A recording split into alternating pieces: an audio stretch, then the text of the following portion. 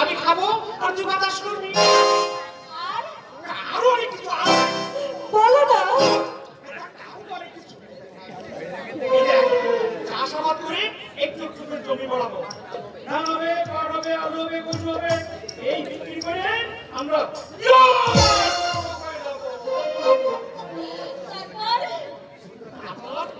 সুন্দর একটা কোঠা বাড়ি তৈরি করবো। তুই মনের মতো করে সংসার সাজাবি। আর হ্যাঁ, দুদিন পরে মানে কিছুদিন পরে আমাদের একটা বাচ্চা হবে। তোকে মা বলে ডাকবে।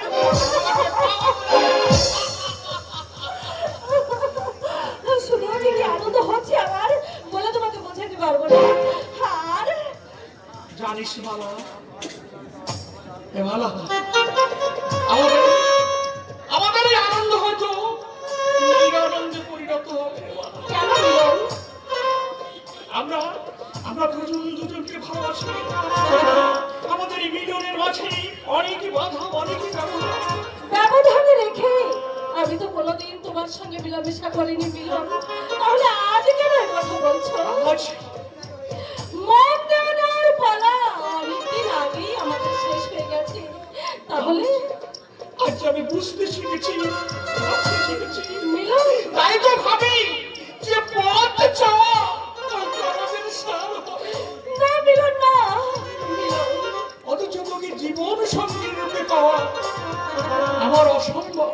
কেন অসম্ভব? আমি লেখাপড়া জানি বলে, আমার বাবা বড় লেখা বলে অর্থ প্রতিপত্তি আমি কিছুই চাই না মিলন, আমি শুধু চাই তোমাকে। মিলন, তুমি যদি আমাকে পাতার কুঠিরে রাখো, সেই পাতার কুঠির হবে আমার কাছে স্বর্গভূমি। মিলন, মিলন, আমি তোমার ছেড়ে থাকতে পারবো না মিলন, কোথাও গিয়ে আমি বাঁচতে পারবো না। তুমি আমার ধ্যান জ্ঞান ইহকাল পরকাল, তুমি আমার সব। মনে রবে নীরবে, তুমি চিরদিন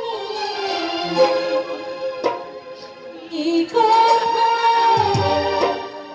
তোমায় দিলাম।